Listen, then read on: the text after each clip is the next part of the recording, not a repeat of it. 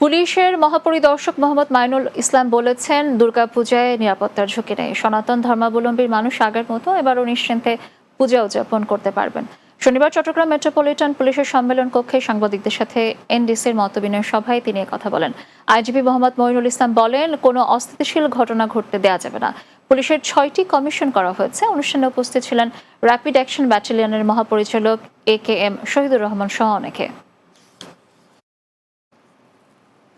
চট্টগ্রামে বিএনপি নেতা SM মামুন মিয়ার বিরুদ্ধে ষড়যন্ত্রের প্রতিবাদ জানিয়ে আলোচনা সভা অনুষ্ঠিত হয়েছে। কর্ণফুলী উপজেলার শিকলবাহা জামালপাড়া এলাকায় সভা অনুষ্ঠিত হয়। শিকলবাহা ইউনিয়ন বিএনপির আহ্বায়ক সোলাইমান দোভাষীর সভাপতিত্বে সভায় উপস্থিত ছিলেন বিএনপি নেতা মোহাম্মদ আবু তাহের, ইদ্রিস আমিরি, আব্দুর রউফ, জয়নাল আবিদিন আজাদ সহ অনেকে। আসন্ন শারদীয় দুর্গাপূজা উদযাপন উপলক্ষে চট্টগ্রামের সাতকানিয়ায় প্রস্তুতিমূলক সভা অনুষ্ঠিত হয়েছে। উপজেলা প্রশাসনের উদ্যোগে উপজেলার পরিষদ হল রুমে এ সভা অনুষ্ঠিত হয়। উপজেলা নির্বাহী অফিসার মিল্টন বিশ্বাসের সভাপতিত্বে এতে উপস্থিত ছিলেন উপজেলা সহকারী কমিশনার ভূমি ফারিস্তা করিম, সাতকানিয়া সেনা ক্যাম্পে দায়িত্বরত ক্যাপ্টেন আবির আহমেদ ও থানার অফিসার ইনচার্জ মোস্তফা কামাল খান সহ অন্যরা।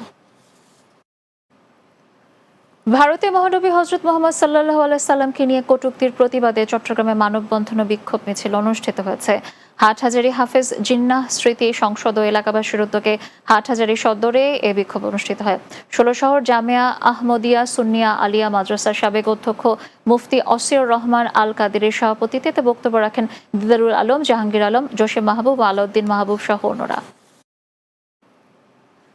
উত্তর চট্টগ্রামের ঐতিহ্যবাহী সামাজিক সংগঠন জাগৃতি ক্লাবের গোল্ড কাপ ফুটবল টুর্নামেন্ট 2024 এর ট্রফি উন্মোচিত হয়েছে।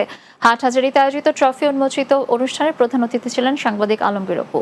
ক্লাবের সভাপতি ইফতাখার উদ্দিন মোহাম্মদ আলমগীর সভাপতিত্বে উপস্থিত ছিলেন আবুল কালাম বাসিক, মোহাম্মদ জাফর, মোহাম্মদ ওসমান, ফিরোজ মন্টু ও সোহেল রানা সহ অন্যরা।